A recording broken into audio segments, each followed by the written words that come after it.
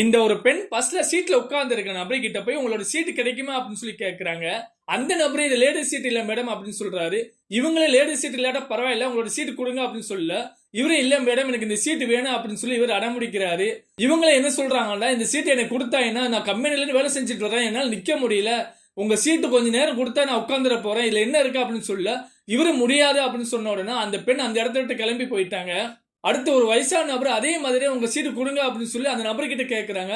இவரு இல்ல சார் எனக்கு இந்த சீட்டு வேணும் அப்படின்னு சொல்ல இந்த வயசான நபர் உன்னால நிக்க முடியாதா எனக்கு கால்லாம் வலிக்குது நான் ஒரு வயசான நபர் எனக்கு அந்த சீட்டு கொடுத்தா என்ன அப்படின்னு சொல்லி அந்த நபர்கிட்ட கேட்க இந்த நபர் எனக்கு முடியாது சார் என்ன புரிஞ்சுக்கிறீங்க அப்படின்னு சொல்றாரு. இந்த வயசான நபர் அந்த நபரை கண்டுபிடி திட்டுறாங்க. நீல ஒரு மனுஷனா உன்னால ஒரு சீட்டு கொடுக்க முடியலையா அப்படின்னு சொல்லி திட்டுறாரு.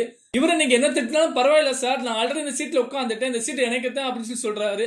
அந்த பக்கம் நிக்கிற அந்த பெண் சொல்றா சீட் தான் தரமாட்டான்னு தெரியல சார் நீங்க அங்க நிக்கிறீங்க இந்த பக்கம் வாங்க அப்படின்னு சொல்றாங்க. இவர் அந்த பக்கம் போயிட்டாரு. அடுத்து ஒரு பிரெக்னட் லேடி அந்த பஸ்ல வர்றாங்க. அந்த பெண்ணு என்னால நிக்க முடியாது சார் உங்களுக்கு சீட் தர முடியுமா அப்படின்னு சொல்லி கேட்க அவர் அந்த மேடம் கிட்ட ஏதோ ஒன்று சொல்ல போறாரு. அந்த நேரத்தில் அந்த வயசான நபர் அந்த நபர்கிட்ட இந்த பெண்ணுக்கு சீட்டு கொடுக்குறே இல்லையா அப்படின்னு சொல்லி கேட்கறாங்க. அங்க நிக்கிற 4 பேர் அந்த நபரை வந்து கண்டுபிடி திட்டுறாங்க.